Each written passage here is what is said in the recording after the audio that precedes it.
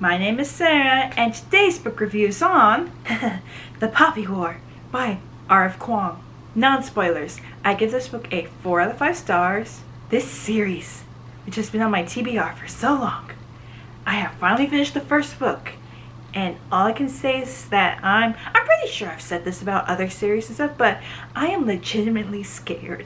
We follow our main character, Rin. I'm trying to be jolly right now. We follow our character, Rin, who lives in a countryside in this country called Nikara, or the Nikan Empire, and she has this goal, she has this dream to get out of the town, and is to pass this exam to get into a military academy. Well, lo and behold, she does. She's one of that 1 in a million shot, because she is not only an orphan but from a countryside where you really don't expect that to happen, because the military school that she does go to is full of, the upper elites, because we have this country that's split into warlords, and then ruling it is an empress. Well, not only does Rin go into the school, and she also has to face all these children that were told growing up, they're like the best of the best.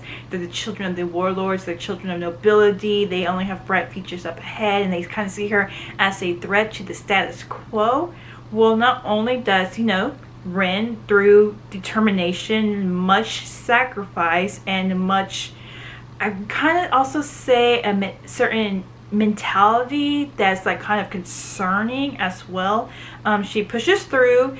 We do have actual study years going on, which I kind of enjoy. We kind of saw how her and her other fellow students, after making it past their first years, we kind of slowly see how their thinking kind of changes, how the school molds them.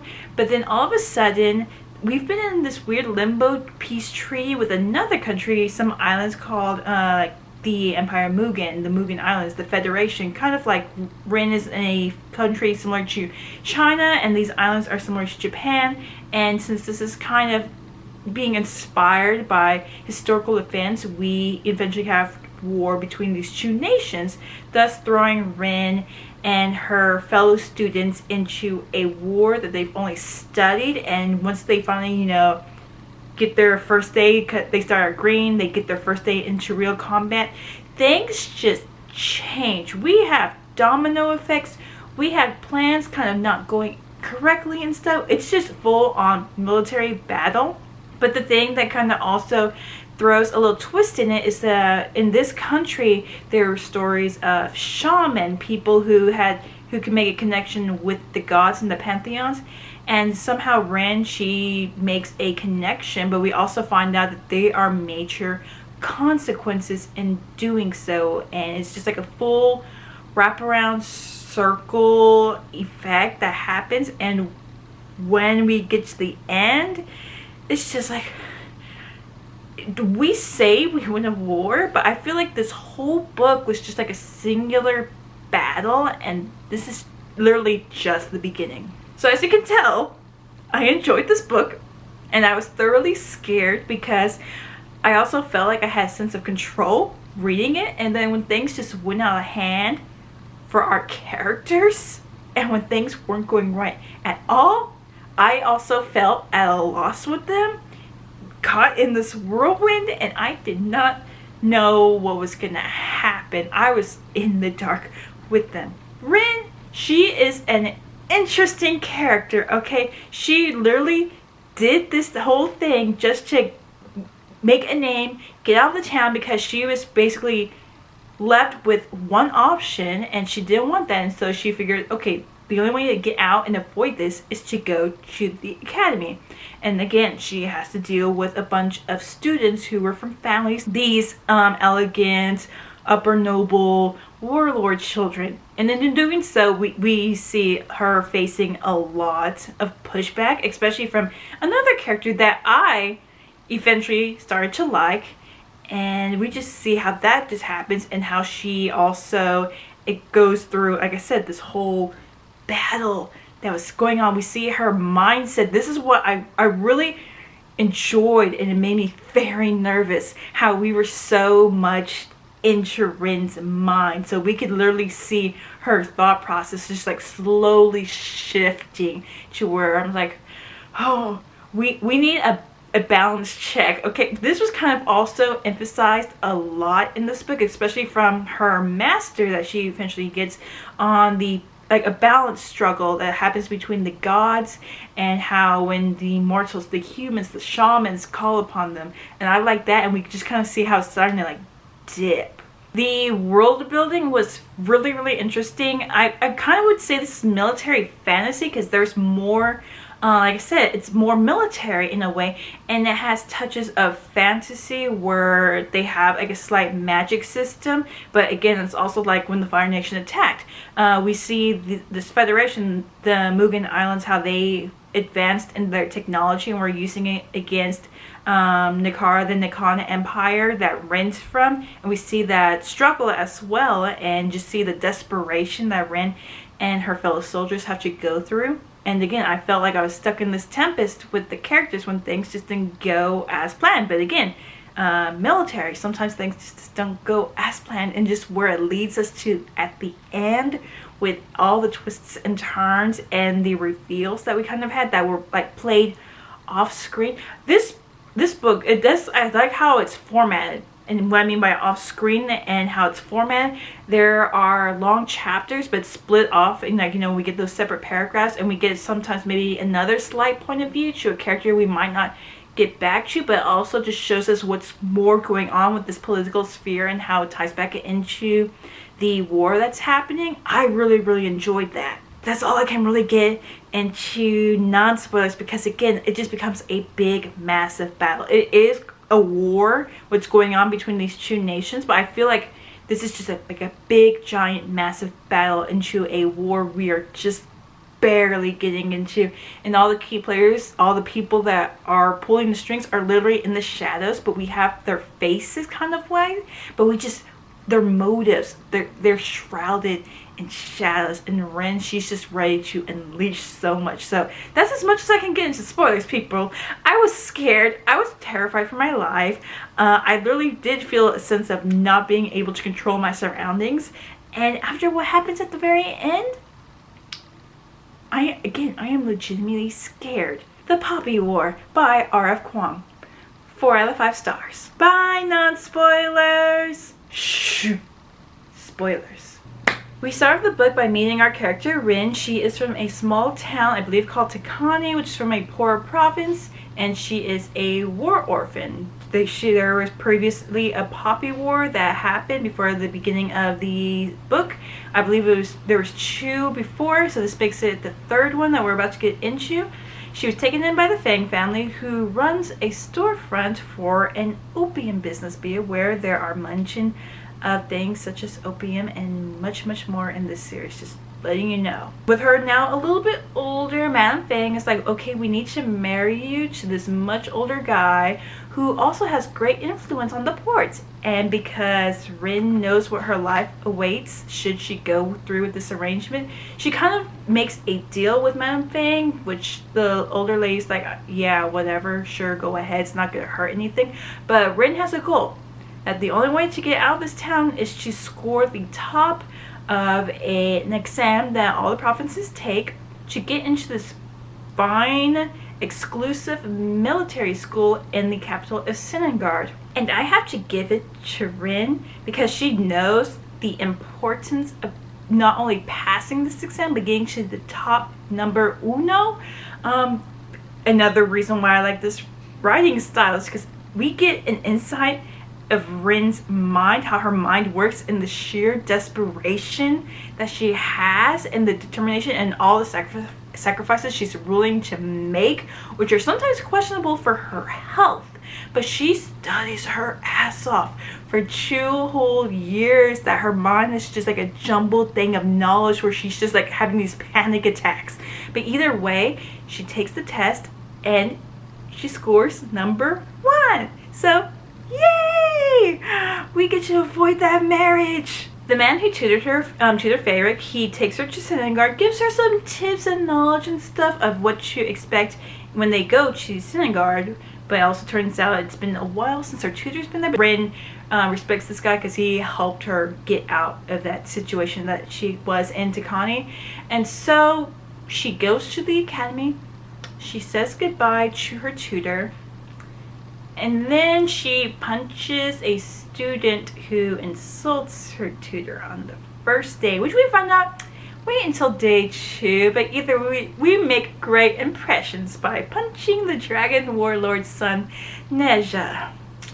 And when I hear that name, I think of the movie, not Neja Reborn, but the cute little demonic looking Neja. So, friendships ensue-ish. Quick little tidbit, there aren't many girls that manage to pass the exam, so when we meet our roommates, we meet Fenka and Young, and then we get a taste of our first day of school through martial arts, and one of the masters, Jun, who is kind of like a product of the system, and he's like, you know, telling all the kids that what you think you learn, because these kids come from the background, so that means that they had tutoring from before they could walk to do all these kinds of different styles. So martial arts, learn all of these literature arts, learn these strategies, learn these political skills, and so he's part of the job is kind of like to break them down and build them back up, because like, you know nothing kind of situation. And then there's Rin, who's literally a nobody, and that's seen as a threat to the system. So Jun is extremely hard on Rin to eventually, during their first year, because they realize that on their first year they have to do an exam, so the tournament arc, to see if a master will put out a bid for the student, and if not, then they have to leave the academy. And Jun again sees Rin as a threat, so eventually during the first part of her year, he kind of gets mad at her and bans her from practicing, so that's one tally off. We get some lessons, which was very informative, but also it's like weird little debate between these kids, these 16-year-olds. I'm like, shush, we're in a university class. You're not supposed to talk. You're supposed to like listen, because talking and being called on is like really embarrassing. But we find out the Nikara Empire and the Mugen Empire, the Mugen Federation, kind of have been at odds with one another. First of all, the Nikara Empire has the warlords from back then that were always squabbling and couldn't, you know, make peace. And because Mugen is a bunch of islands and, you know, the population keeps growing, of course, you know, we're about to see an invasion, and that's when we get a history lesson on the island of Spear, which history lessons, they say, you know, magic and stuff is just like, you know, maybe a word of phasing, or just like, you know, a weird myth that's indulged in. But the Spearlies were known to worship a goddess named the Phoenix, and in doing so it was said that they could call on fire, but because of that, that led to like a raging madness, meaning the Spearly people were wild, and in doing so the Dragon Emperor at the time had to conquer them and turn them into a tribute island. So we're gonna let you live as long as you fight for us. And eventually that became to where Mugen focused their attack on Spear one day, I believe it was in the Second Poppy War, and wiped them out. And in doing so, we got another country involved named Hesperia, and we didn't get much of them in this book, so I'm kind of interested in see if we can see them in the next books. But because of that, we kind of came into like a shaky truce, thus ending the Second Poppy War. And to finish off the day of classes, because we did Jun, and I don't think that was Urja. Master Urja is strategy, so I believe this was another master. Well, we go to see a fourth and final master, Master Jiang, and he is a lore, meaning the class that nobody wants to take, because they climb all the way up there, he's not there, pretty flower garden, and everyone leaves, while Rin and Kate, who is a student who befriends Rin, I really liked him too, Kate, and they're just like looking around, and Rin's like noticing the flowers because of her knowledge being part of that business. She notices that there's a lot of poppy flowers here. There's this weird limbo in the military school between the masters and their apprentices, because Rin and her fellow students are first year, so they also go to these, you know, teacher assistants, and you know, sometimes they're kind of bored and stuff, because again, this country hasn't seen war in a little bit for a while, And so, the students, the older classmen, are just going through their day-to-day, giving random tidbits and stuff. And one of them was how Rin got into another fight with Neja, because Neja was showing off his family skills. And one student, another female student, just like dropped this tidbit to Rin. And so Rin challenged Neja, and he was getting ready to go all fancy on her, and she crotch shot him. And he's like, what was that? It's like, I'm just going for the win here. I don't have time for this pageantry. And of course, they get into like a tussle, and that's when Jun exiles Rin from the training. So that's what happened, because she attacked a supposed favorite student. Well, but that also means we get to see Jung just going around annoying Jun, because I really enjoyed that, because Jun is like a little meanie, but here's Jung just like lazily in the tree. He is an interesting character, the master of lore, because he's the one that just like isn't there. What I mean by that is like you just don't see him at all, and if you do see him on rare sightings, he's doing things like hanging upside down a tree, bothering Jun, clipping flowers, doing gardening. And no matter how many times Jun tries to hit him, Jeong is just in the wind, just having fun, and people are like, he's crazy, and Ren's like intrigued, and I'm like, I like him, and he just like goes off. I like those moments. I miss these early fun days. We also find out the school kind of has like a battle underground kind of thing going on that everyone knows about, to go test their skills. And so it's like a big thing where they all bring the first years there to show them what's going on, because you got some people betting, you got some people checking out each other's skills, you might even see in the corner some mentors or masters. They're just like seeing how far the students have come. And this is where we find out that after the destruction of Spear, there was one Spearly to have survived, and his name is Altan. He is the #1 favored student at this academy, with many wins and 0 losses academy scoreboard wise. So this is where we just get our very first introduction to Rin admiring Altan, more like someone just like admiring a figure that they aspire to be, because she just sees how powerful, strong, and unmatched he is, because he is literally wiping the floor with everyone. After we get somewhat like into halfway semester, and we know that the exams are getting ready to come up, we dive again into Rin's psyche and the lengths that she's willing to go, because again, these will expand eventually. And one of them is, she finds out she gets a period, and she realizes that, because people are encouraging her to take the week off, and also she's like, no, she is determined, and she sees this as a waste of time, as a weakness, and so she decides to get rid of it, which her roommates kind of like Nyang is kind of worried, while Fenka's like thinking Rin's just like a little crazy, but Rin's like, it needs to be done, and I don't regret it whatsoever. And then her studying goes further into like the books, where she's staying up late at night, forcing her to stay up awake, having Kate help quiz her and everything. Even he's like, take a break. She's like, no, I have to ace this, because again, Jun, one tally against her. Everyone else, they've been training this since before they can walk. So again, she goes into that survival mentality, and anything that she sees as an obstacle or a weakness, she needs to overcome, or she needs to get rid of immediately, so she knows that she can survive not only the first year but also continue until graduation. And this comes with a weird crave for reward, because she is actually excelling in her studies, and one of the masters, Urja, who's part of strategy, he's giving out scenarios of what to do, and one of them that Rin was answering was basically making a sacrifice to justify the cause, which Fenka points out, because it was a situation of her deciding to flood a valley, and Fenka pointing out the after effects, which sometimes people don't think about, but she was, which is like total devastation of that land and the inability to rebuild or perform agricultural resources on that land. But Urja called Rin afterwards, and he said, yeah, from a military standpoint, and if you had to make the sacrifice, that was pretty good idea.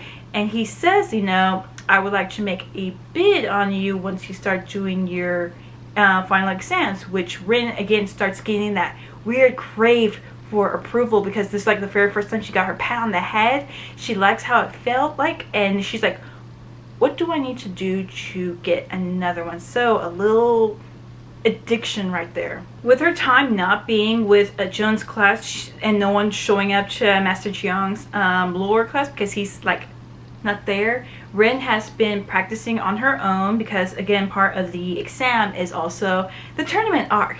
And since no, she can't learn from Jun, she's trying to teach herself, as well as going to the library to find manuals, because there are fighting style manuals, and she's trying to learn one, and one of them is like one of the hardest, but it's also the only one that actually has like a step-by-step diagram. And while she's practicing one day, Jiang is there, and he sees her practice, and he sees how pitiful she's doing, but she's doing a style that's just not a manufactured, perfected, expected style like Jun is teaching. This is like a different, freestyle, flexible, willing to learn something new style. So because of that, Rin made an impression on Jiang, and he's willing to teach her now. So it's like, yay! One of the trainings is carrying a pig up a mountain to a stream named Sunshi, because Rin has bad formation and like bad upper skills, so she has to carry this little pig before school starts, and gotta bring him back down before classes starts, meaning she is tired when she, you know, gets to her first class with Kate. Is like, you smell like pig, and Ren's like, I didn't have time to shower, I was carrying a pig. This goes on for many months. Well, okay, I would say many days, a few months, because the little piglet becomes a pig, and she's like, sorry, bud, your fate is your own. But it's also one of those like upper body strength lessons that's like one of those you didn't expect, but she's actually getting her endurance and her core better, so they can actually start working more on those fight lessons. With the tournament arc getting ready to start and Jiang trying to finish his lessons with Rin, he actually considers putting out a bid for her, meaning she would be the first lore student under Master Jiang. But she mentions that Urja kind of wanted to put a bid out for her, and in doing so, Jiang he has this tendency to just like cut things off when something just like scares him. He is the type of person that if you watch for certain ticks and get a better idea of what makes him skittish, you can avoid. But Rin kind of just had to tell him something, and in doing so, he kind of ended their lessons and did his best to avoid Rin. She saw him a few times and tried to approach, but in doing so, he would run away.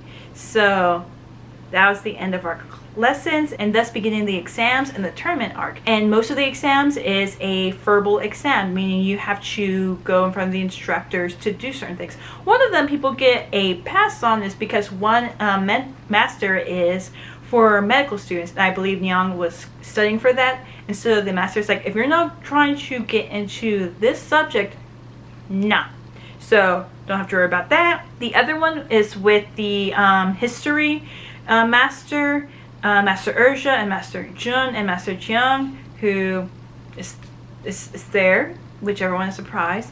And Rin manages to pass with flying colors with the questions asked by Master Urja, and Jun's beyond me. But Jiang, he asks her about what is under this certain mountain, and it wasn't one of the things that he had brought up previously, so all Rin can is give a vague question, and he's like, okay. And thus we begin the final exam, the tournament arc, where Kate is like, I know who to fight and when to say no. So he's our little Shikamaru. I like that.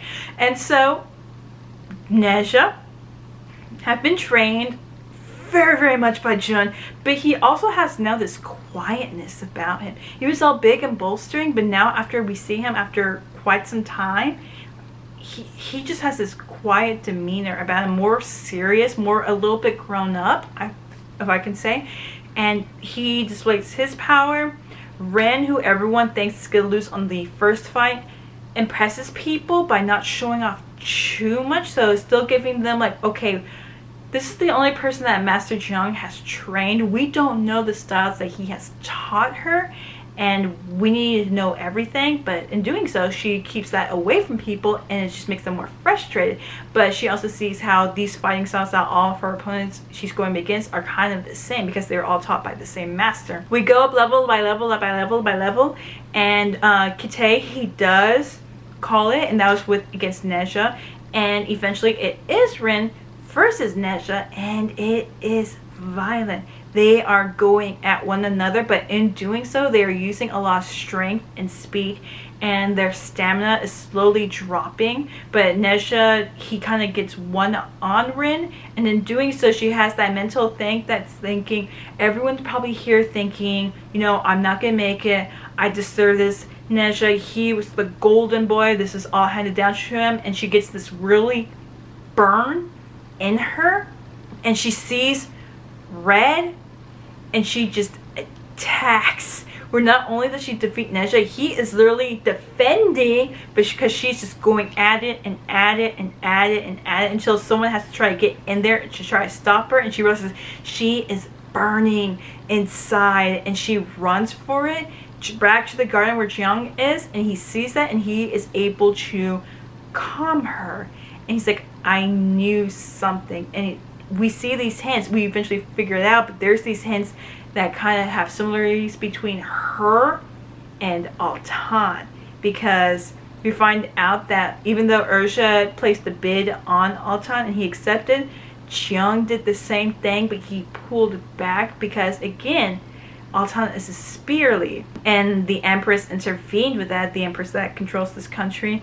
And so he met Rin on a moment at Jiang's garden when he was avoiding Rin, just practicing, and there's like a weird connection, and this again also hints a stronger connection to Altan and Rin, because people like say like he just, when he's a spearly, so it feels like, you know, he's just an unstoppable force. Well, with Rin seeing red and just heating up, that kind of sounds like a connection between her and Altan, and only Jiang is able to calm her. Well, afterwards, she gets her bids from Urza and Altan. Kitay gets his, Fenka and Yang get theirs, and so Rin becomes the first student to pledge lore. We have our winter break before spring semester starts, and Rin spends it with Kitay, meaning she's still in the capital, and there is a festival going on, and we get this little shadow puppetry of the warrior, the Vipress, and the gatekeeper, kind of like the people who brought the Nekara Empire together by giving the warlords no other choice. And the warrior kind of just like drifted off into history. The Vipress is the Empress, and the gatekeeper is the person that's just disappeared.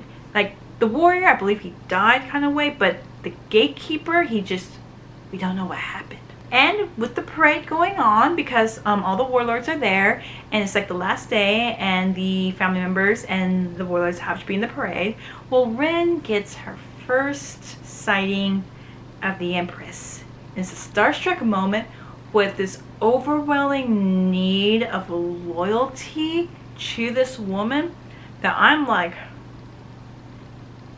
does she have a charm? Because this sudden urge, this sudden devotion to the Empress. I mean, Rin wanted to be a military person, and in doing so, she would have to put her life to the country, to the person in charge, which is the Empress. But once she sees the Empress, it feels like something just took a hold of her and made this devotion 10 times stronger. So I'm like thinking, something's not right about this Empress. And when break is over and spring semester starts, we start learning what the curriculum is with Jiang, which is about questioning things, religion, philosophy.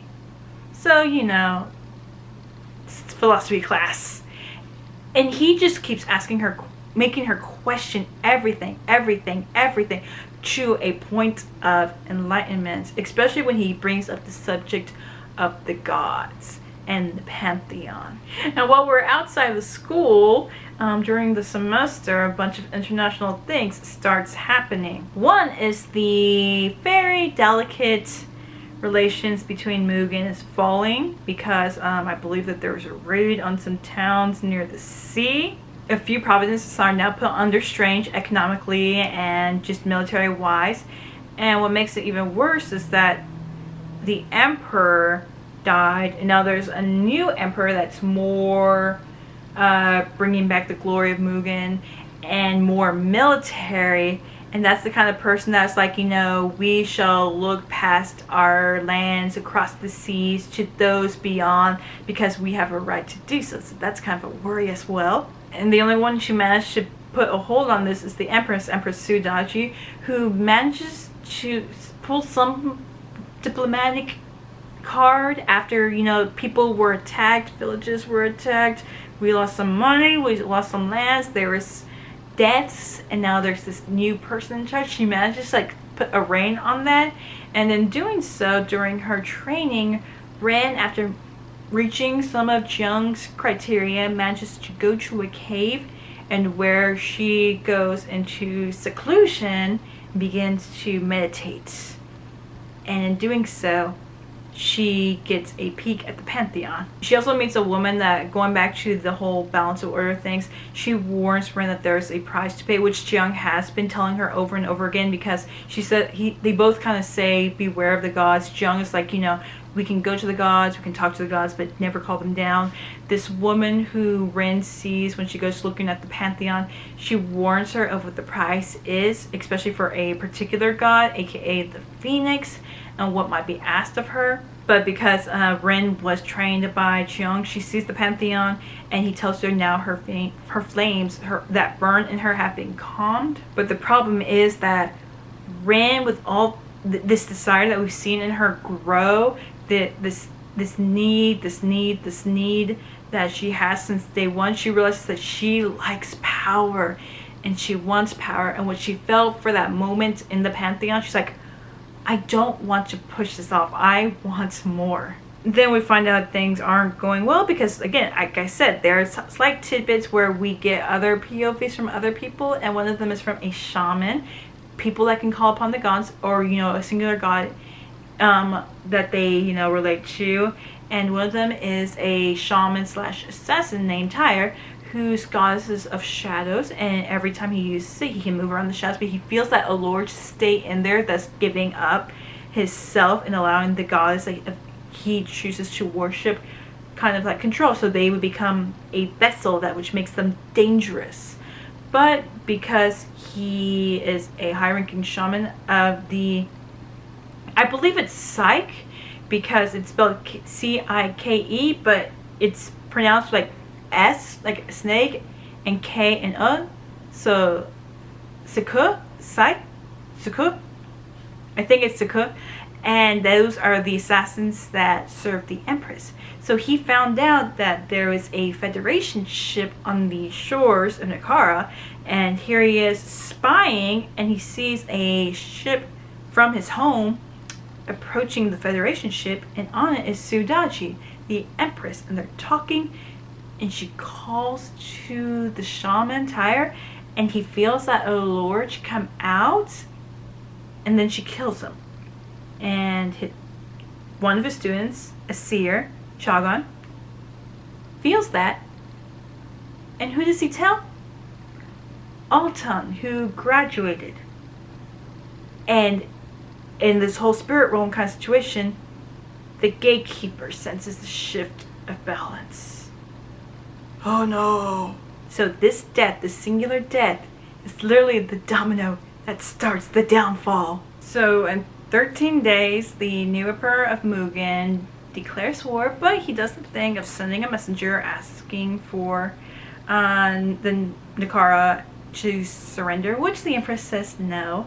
And classes are done because the Federation are marching on Senegard, meaning it's off to war, children.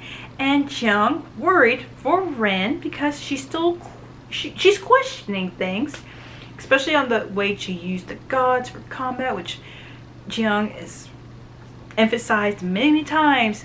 against, and he keeps reminding Rin the same thing. And again, in her mind, she's like, well, we can use the gods to help. So she, just in case, she does pocket some poppy seeds to help, maybe help her call upon the gods, get her into that state of mind, because she kind of has to be like in between. She used the god power, but again, she also has Jiang in her mind saying, don't use the gods. So she has that mental conflict, and it doesn't help when she and Kate, who are stationed together after, you know, the evacuation of Sinigard, and the remaining people staying by to defend it, are attacked by the Federation. And oh my god, when I say I had a Lord of the Rings moment, I mean, yeah, because the Federation, with their new technology, they just come in and swarm. And the people of Sinigard, the soldiers, they are just completely blindsided. Rin and Kate do get separated because there's a warning saying these soldiers are about to break through this other gate, and Rin goes there to defend, and she thinks she's going to be there by herself, but guess who shows up?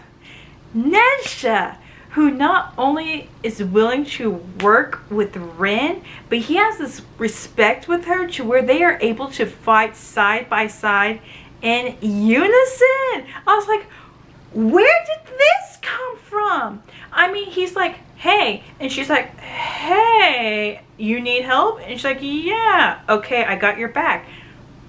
Thanks. Where was this relationship? Because after the tournament arc, these two really didn't see each other afterwards, and now they are on par, step by step, beat by beat, keeping these soldiers at bay while everyone else is regrouping or retreating to certain locations in Sinigard. It's like, I wanted this. Where was this friendship hiding? And in doing so, a general of the Federation is like, who are these pups? And they're like, oh god. And they fight him. They realize, even though they were able to keep off regular, you know, of the common soldier, this is a general. And he wipes the floor with them. And when the general is about to have the upper hand on Rin and Nezha, Jiang shows up with, I believe, a staff. And I had like a whole Monkey King moment, but he's like there to protect Rin. He tells her and Nezha to run, and she's like, why? And all of a sudden Rin sees, like, you know, the whites of his eyes, and all of a sudden, like, this shadow split doorway opens with these creatures seeping out. And that's when you realize Jiang just summoned gods or creatures or monsters to attack. He did the thing he said not to do. And what does he do? He does it. And nearly wipes out the entire group of Federation soldiers that are there. But when Nezha and Rin kind of wake up, Jiang is missing. And the general's still alive. And he attacks Nezha and fatally wounds him. I mean, this is the injury to where if Nezha managed to survive, we don't know if there would be like a full recovery, but Rin watches this and she summons the Phoenix. I mean, she lights up a flame and burns the general to bone, to ash. And through this fuzzy state that Rin is after summoning the Phoenix, who is laughing, who is in pleasure, who is being indulged by this chaos, Rin hears Ursha and Sudaji talking, confirming that Rin is a spirally bond between her and Altan. And then talking about this, they mentioned that the gatekeeper went a little too far, but Sudaji's like, don't worry, it's all taken care of. Meaning, Jiang was the gatekeeper this entire time. But when Rin wakes up, she's kind of like put in confinement under Jun's orders and soldier supervision, so she really doesn't know what happened.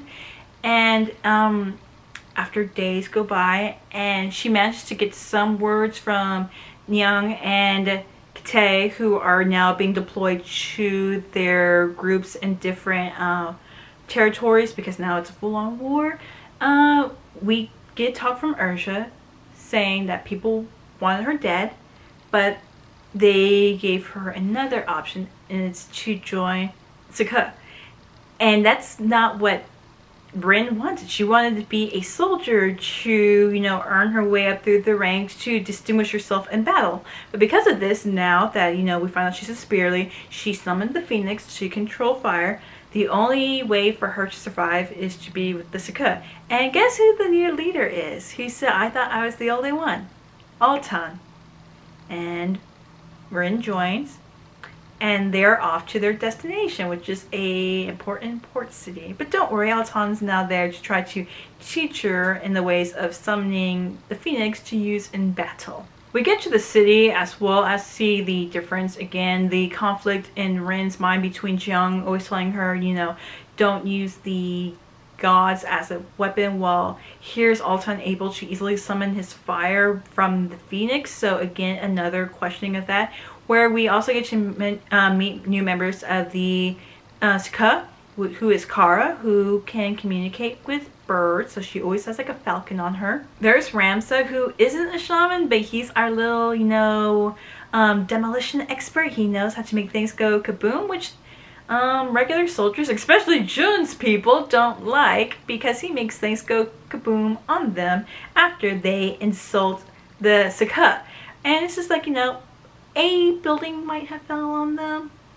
We meet Enki, who's like another regular person, but he is our medic. He is there to treat our wounds, as well as giving us stuff, say poppy seeds, to help connect better with the gods. But he wants to, you know, very wisely monitor the consumption of this, because with the Saka, we've had previous soldiers, shamans, who eventually just had too much, and eventually the gods took over those bodies, meaning that they were taken to that mountain range that was casually asked about from Jiang, and that's where they go seal them off, because apparently once a god is in human form, possession, you can't really kill them, so the only way to do that is to seal them. There's Aracha, who is more water form. That's what his god allows them. So he's like a watery blob person that they sometimes have to carry around in a barrel, or he is out in a giant form of water that can control like rivers or something to help them get through things or just cause mayhem. Baji and Suni, they have gods more animalistic. One's a boar, one's a monkey, so they have a super wild strength to them. Unigan is a fox shapeshifter. And then we also get a mention that Chegon is Kara's brother, but Altan has him out for a mission, and that is our Saka group. The first mission was flooding a Federation fleet that was trying to make its way through a little pass, and because this is like an assassin in the darks thing, Jun is not really up for this, but some of the warlords like, you know, maybe we should, and it'll be Altan's victory. If it is, yay. If it's his failure, it's all on him. So Rin, not fully able to make a connection to the Phoenix, is basically left on her own devices while everyone participated, meaning Kara had her birds letting them know when the ships were coming. Suni and Baji were on the shore on one side when the Federation soldiers escape ship, because Ramsa has explosives, very much stinky explosives, that starts setting the ships on fire. Arasha makes sure that the ships can't escape, and when the soldiers start coming off ship, they're abandoning ship, that's when Altan starts setting things ablaze, and he starts fighting them with this trident, seeing how powerful they are. And when the soldiers have nowhere to run and they go to this one spot, there's Suni and Baji waiting to strike. After the success, and of course the city that was, you know, under the protection of Nakara are celebrating, we get delegates from the Federation for, you know, treaty terms.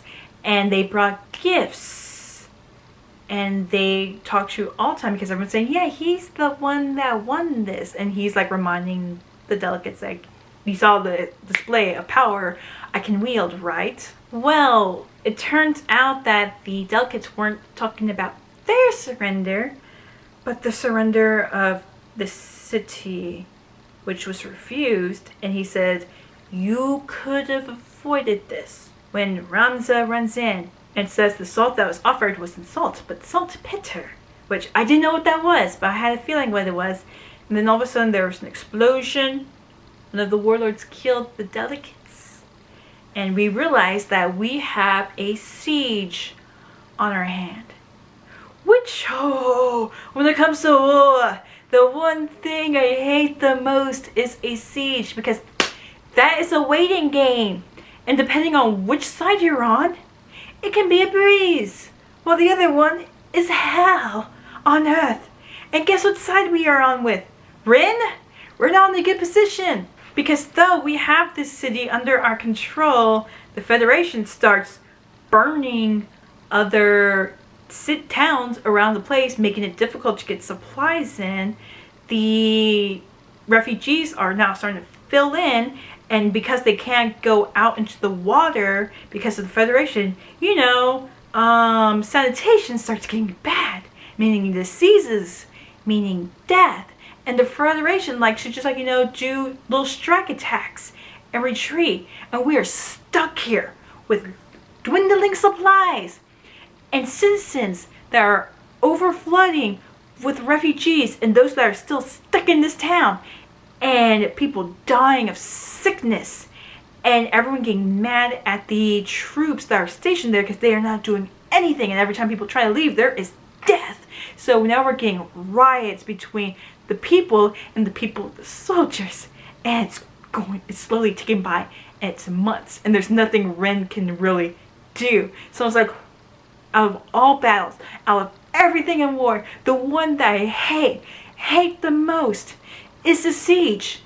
And that's what we're in. The only light at the end of the tunnel is after weeks of this happening, we finally get reinforcements from the Dragon Warlord. And guess who's alive in the march? Nezha, who Rin is happy to see. And he actually talks to her and tries to form a bond with her, a friendship bond. I was like, first of all, yay! Second of all, I wanted that to begin with.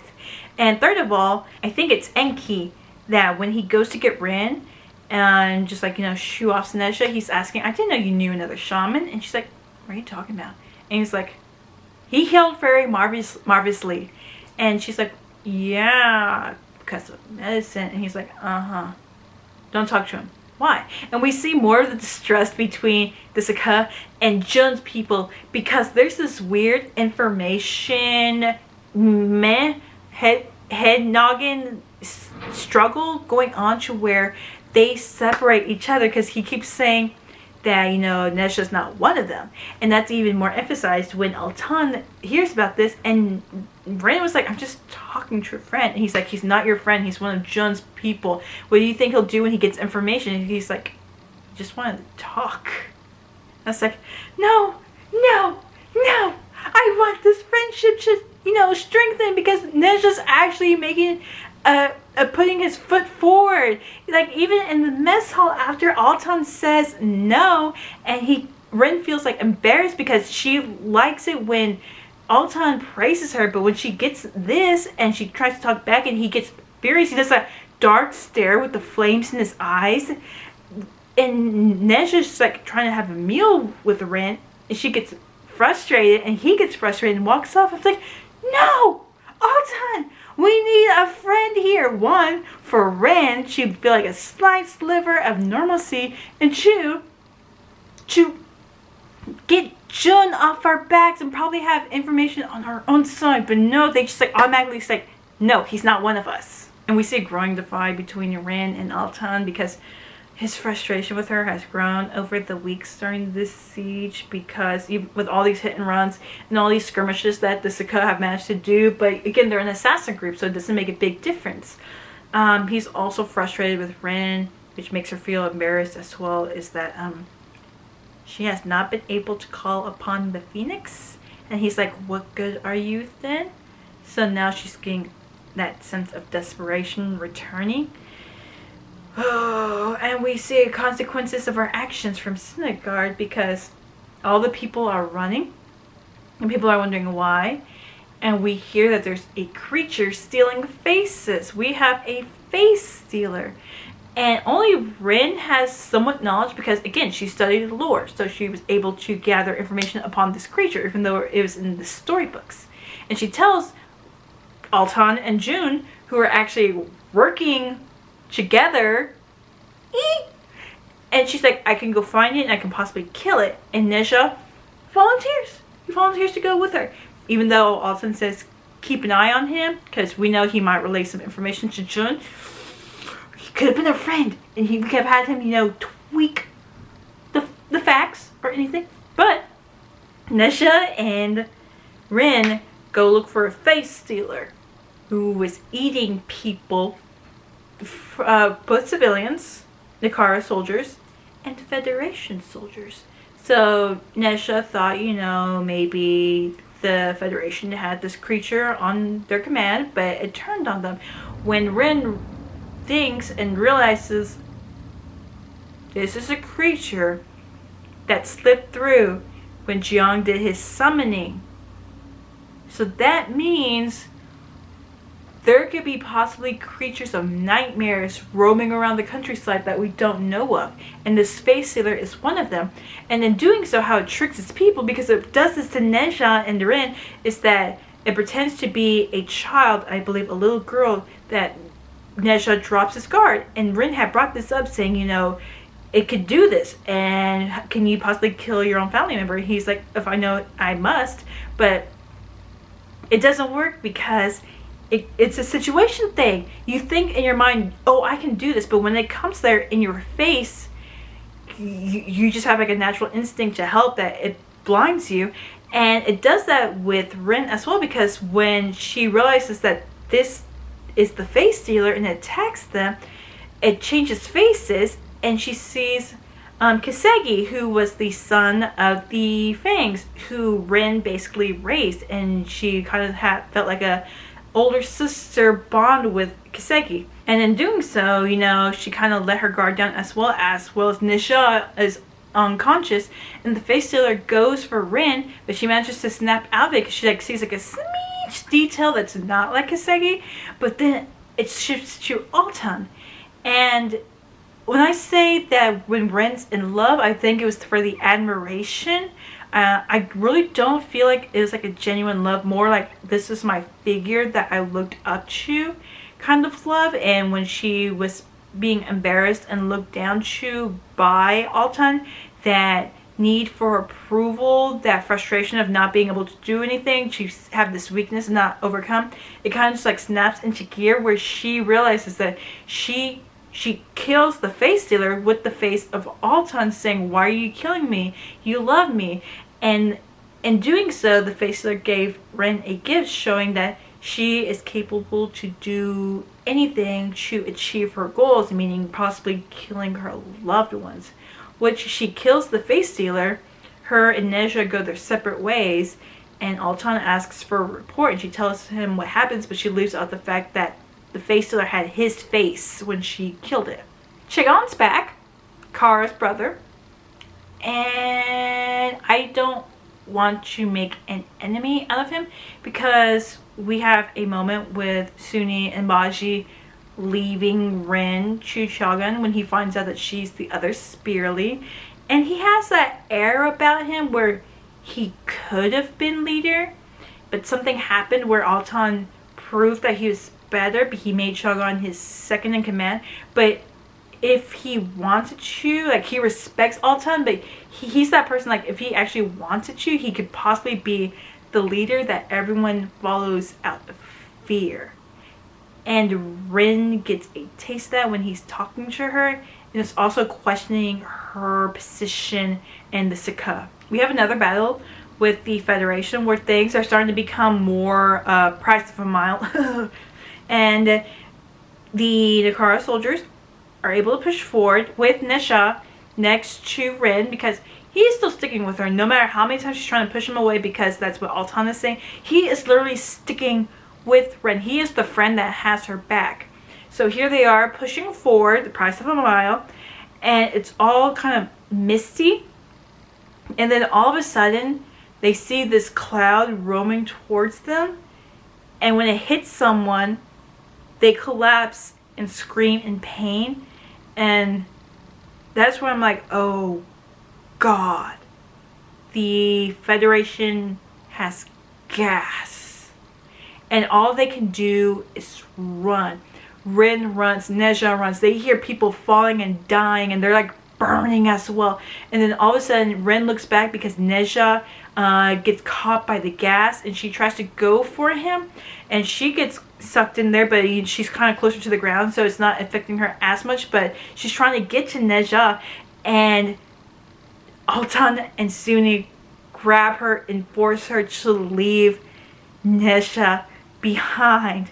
And after the gas dissipates and they realize they lost that battle and they lost so many soldiers, and it was a chosen retreat to abandon the soldiers that were left there, because they managed to capture a soldier for information, but Rin was like, Nezha was right there, you could have gotten him. And of course they're like, you know, a necessary sacrifice. And she openly challenges Altan in front of Jun and the remaining warlords that are with them, to where when it's now just them by themselves, Altan doesn't take kindly to this challenge of power, and he shows that through his domination of Rin, and he also uses flames. But because of this somewhat sort of betrayal, the fact that she was right there, she could have saved Nezha, and now he's possibly dead or taken by the Federation, and she just has this building frustration with Altan that she's able to finally show her flames. And Altan looks amused, thinking, oh, so that's what it takes to get you to use your powers. And then he dismisses her. I was like, this admiration that we once had for Altan, with all the pressure that he's had afterwards during the siege, of this desperation, because we see him in this desperate state of mind, feeling he has to carry the whole world on his back. It's starting to like crack this facade that Rin has of him. After hearing that Rin was able to summon her flames, Chagon, who is able to kind of go through, travel through the spirit realm to the Pantheon and go to wherever he needs, he manages to help Rin do a travel and get past the woman from before, who we learn is Tirza, who was the leader of the Spearlies, who sacrificed herself or fell in love and died. And either way, that's when Spear became a tribute to the Nakara Empire, and everyone always called her a traitor, a coward, or anything. And so far she's been warning Rin about connecting to the Phoenix. Well, thanks with Chagon, they managed to go around her to go to the Talwa, who is able to read like hexagram predictions, you know, kind of throwing the sticks and trying to predict what the messages, interpret what the messages, which Chagon is known for, so because he is the seer and this is his job. And they realized that everything Rin rolled is bad, and we need to go tell Atan immediately, which they do. And through interrogating the prisoner that they captured, and then afterwards Altan, we find out that there is a possible betrayal and something that's not what it really means. So we have been fighting for this city, this port city, this entire time. And we never thought of the Federation finding a new target, which turns out this was the ultimate distraction. And this is what the prediction warned. And after we get confirmation, Altan and Desika leave this port city and goes to another city, which is more inland-ish. And we believe that the Federation would never be able to get here, because they could only get here through this port city. But it turns out that the Federation did find a pass to get around. So while everyone was focused on this place, to defending this, all of these soldiers' deaths were for nothing, because the ultimate goal was to get to this other city before moving more inland. And that's where I realized that we've had some serious moments with the siege, but this moment, with this being inspired by historical events, I know I found out that the name was changed. When I say recently, I mean like still back maybe the 50s or 60s. But I don't know if we need to reference it by the new name or the past name, but the name I've known this event by is all I can say as what happened to this city was the events that happened in Nanking. And if y'all know what happened there during the war before World War II, then that's all I can say about what happened to the city. And for those of you that don't know what happened in Nanking, and y'all look it up, be forewarned. It's one of those things, those moments in history that people didn't teach us. So just be aware that a lot of things happened that made me think, oh God. Luckily, there are very few survivors, a mere 1,000 compared to, I believe, that was just like close to 50,000 soldiers, civilians. And there are some soldiers, in which is Katay and Fenka. Katay managed to survive after a battle, and finding that Urjo was captured and flayed alive before being killed. And Fenka was, this is like part 3 became very deep, very serious, people. So again, just be forewarned when I said this reminded me of Nanking. But yeah, Katay managed to survive. Venka was alive, but she was used by the Federation soldiers, and she demands for Rin to get revenge because this all could not be for naught. This also acts as a triggering point for Altan because, again, he is the only survivor of Spear, which was a total devastation of the island and of his people. And this is basically a reenactment of what happened to his people. And Rin sees him in a moment of weakness, and in doing so, she also sees that to kind of cope with the pain, he turns to opium, which the Saka knew about.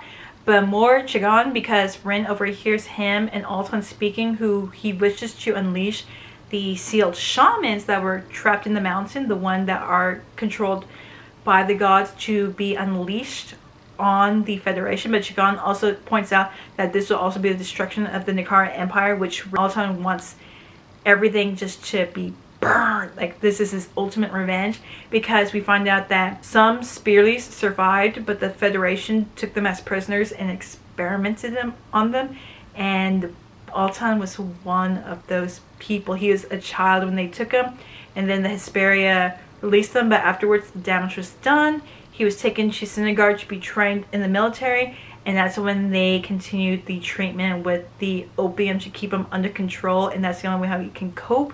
But he just wants everything just to burn for this ultimate revenge, and in doing so, which would be unleashing the ultimate havoc on the world, which Chagan is kind of against. Ren and Altan have a moment where they see each other as allies, and while Kara and Chagan are going to another location to enact a plan, Altan and Ren decide to, after telling everyone, if we don't come back, meet back at this rendezvous, they go to the mountain to try to go release some shamans, especially Phelan, who was a previous member of the Saka before he was taking control of the god that he served. We also get a fun little tidbit, which I think might come back later in next book or the third book, is that the mountain range that is holding all of these shamans that are now possessed by gods was a goddess that believed in humanity and came down, fell, harm was done to her, but then she found a hunter who cared for her, she cared for him, she taught his people how to survive, begin a civilization and everything. But her brother, a god, took anger on that, killed the man of her love, the man she loved, tossed her child to the wilderness. and sealed her underneath, so she has been trapped there all this time. So I think that that little mention was mentioned because it might come into play. But either way, we get to the mountain range.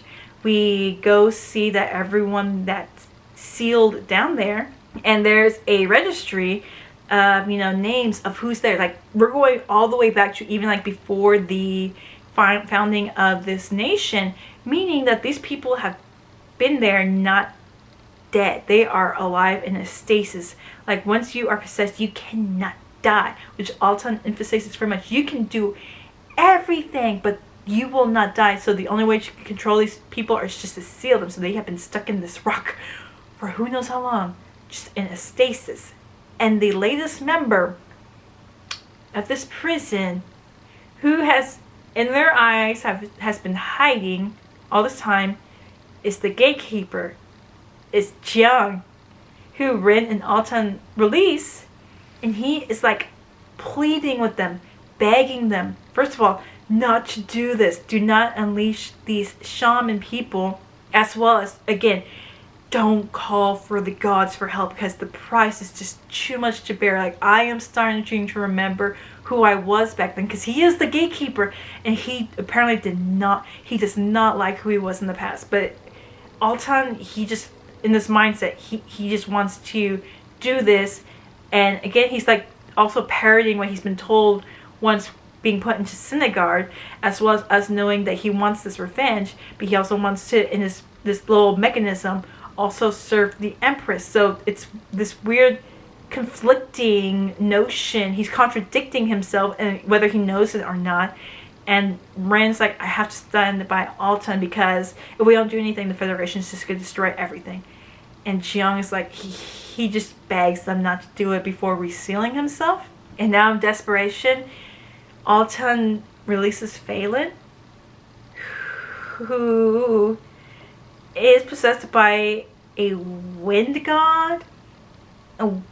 We hear, like, these are gods that we were called upon. We did as you asked. And what did you do to us in return? You trapped us. You sealed us. You left us in this stasis completely bored. And Altan's trying to, like, convince the person, that Phelan himself, that, you know, I'm here for you and everything. But when Phelan shows, he's like, I wanted to die. I want to die. And he tells Altan, the best thing for you to do is just end it before things get worse. And at the same time, the wind god takes possession, manages to distract Altan and Ren, and escapes. So we have a god on the loose. And when Ren and Altan get outside, the Federation are waiting, and they are captured.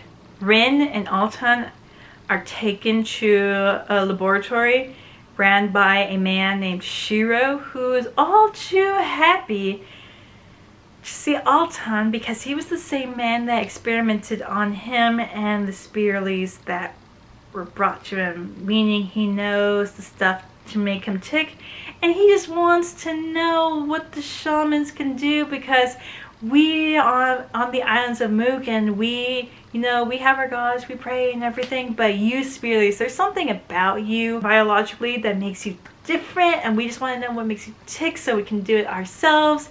And Ren doesn't want to tell him anything, and then he's like, okay, fine, and he starts harming Altan the only way he knows how to, and that's through inducing drugs.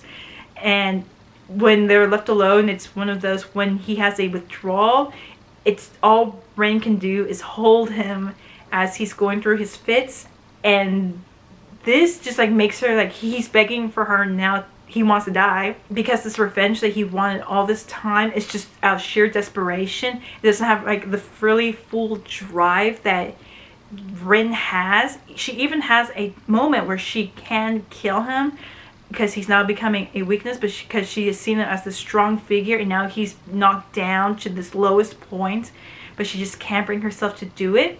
And then we get the news from Shiro. It's like, how do you think we knew where you were? And it's like, the ultimate betrayal was that the Empress Sudaji told the Federation where to find the Spearleys, Altan and Rin, and she not only gave them up to the Federation, but also the Saka, which enrages Altan, and he gets attacked and drugged, as well as Rin. But because this was happening at the same time, they were able to connect through the spirit plane. And because Rin, she wants like this burning vengeance, not like a simple I want revenge, but this burning need, this burning desire, this burning need to destroy. Well, here's Altan. He's just finally tired. He wants everything to end. With them together, they're able to transport to their ancestors, because the spirit can't really rest until they have seen their share of justice. And because of that, the spirit leave upon Altan and Ren this knowledge to not only other people, but also to go to the temple to beseech the Phoenix for help. And because of this boost that they have, this energy, they're able to not only escape and kill Shiro, but they find out that they're like in the middle of a Federation fleet, which is close to the island of Spear. Which is like, why would you bring the last two known Spear leads close to their island? But either way, Altan tells Rin, follow that star. And then he walks out onto the pier and is set ablaze. Just obliterates the entire fleet. Is consumed by his flames. And when Rin is knocked into the water, she can hear the laughter and the feet of the Phoenix and Teersa weeping, because this is everything she keeps warning.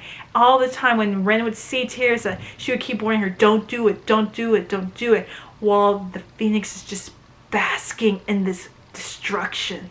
So trying to get to the island of Spear, Rin is in like a meditative state of exhaustion and deprived of food and water, and because of that, her mind just like, is in this clarity where she starts having visions.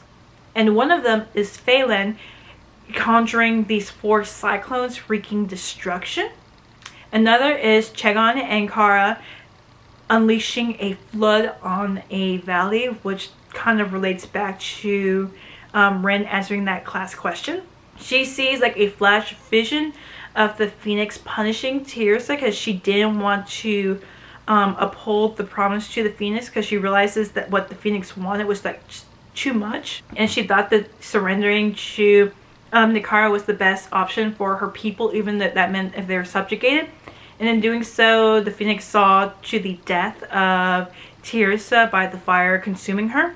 And we see Jiang one more time where Rin is able to actually call out to him, like asking like, we could have used her help.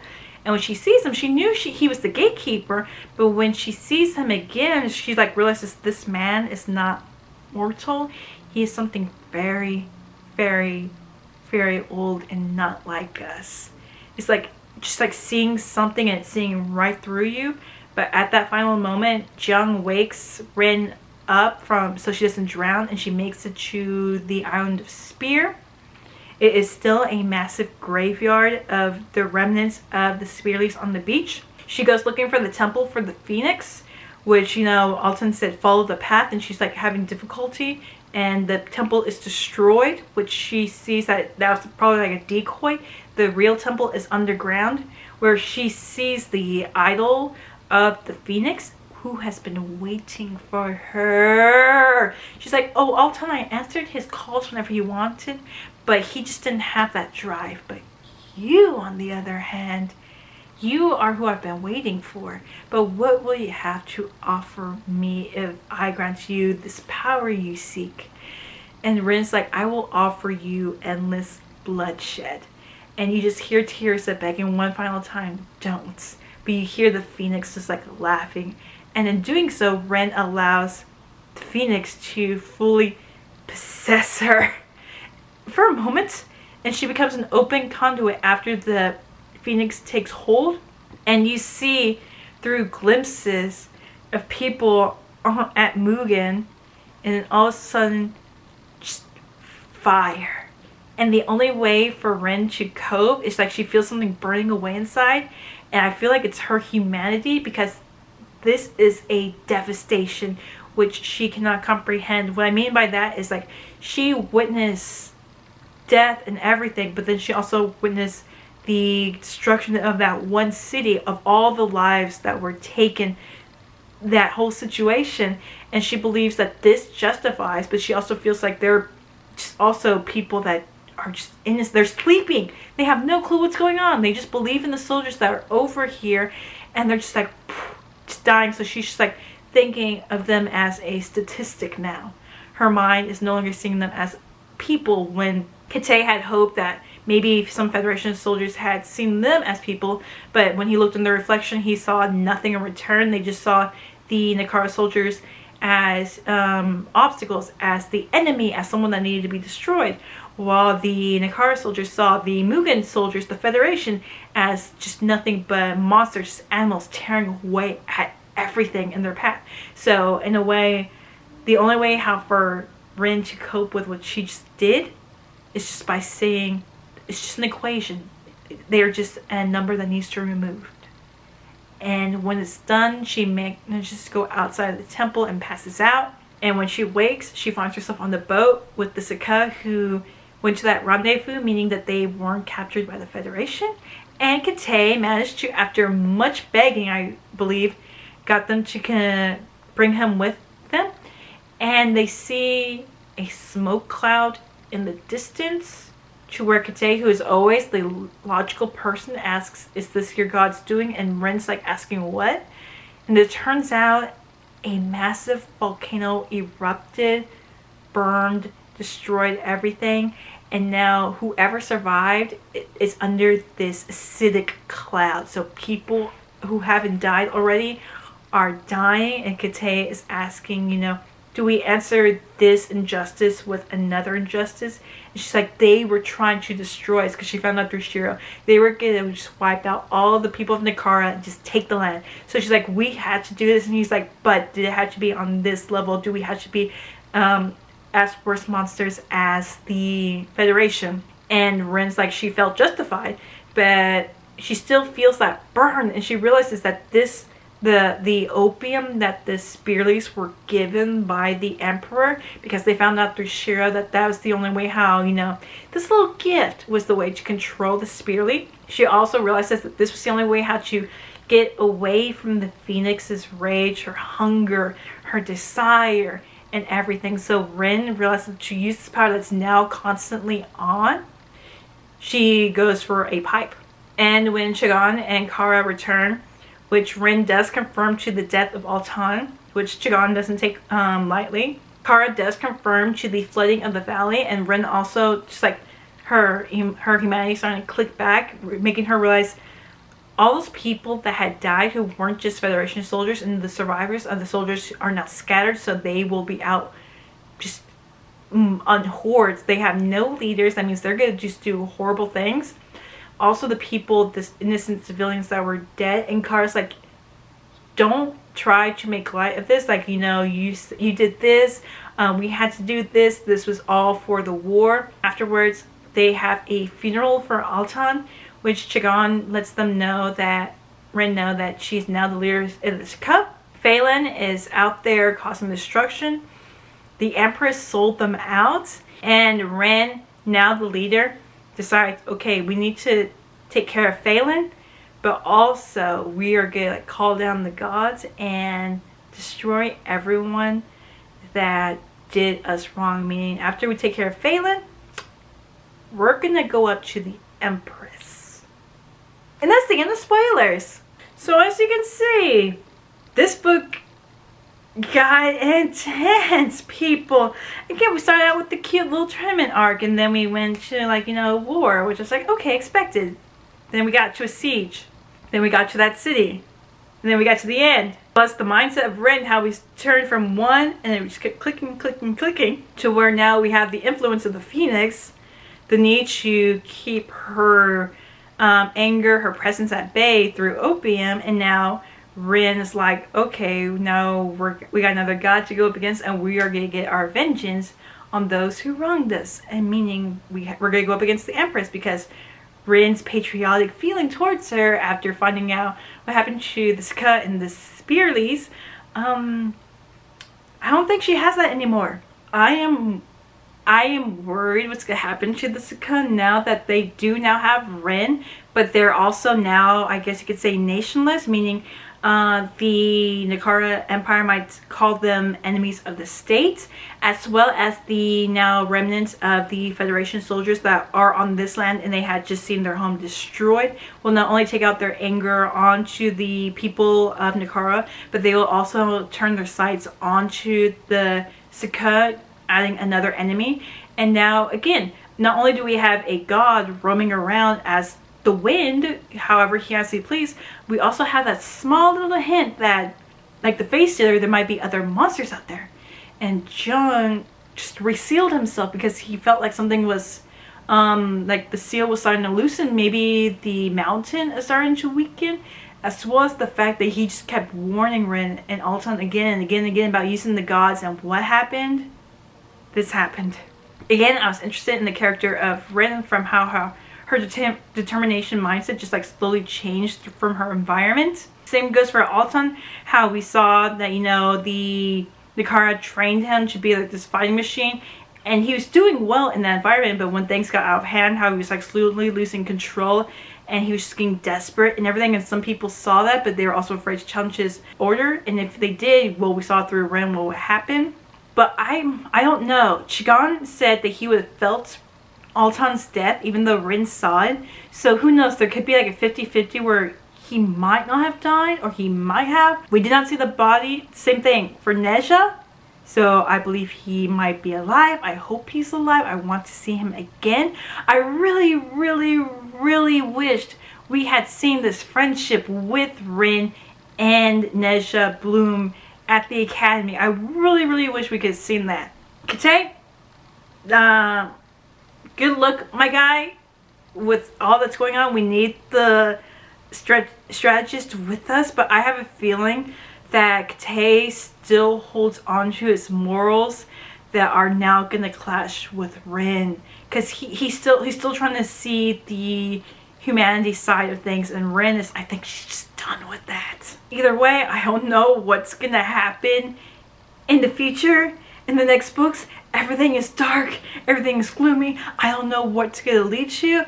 All I can say is that this book took me for a ride that I didn't even know I was on, and I'm like, wow, I am scared. And all I can say is that I got my pillow, I got my comfort blankie, and I am just gonna see what happens in book 2. Please let there be some shining moments. And yeah, The Poppy War by R.F. Kuang. 4 out of 5 stars. My name is Sarah, and bye!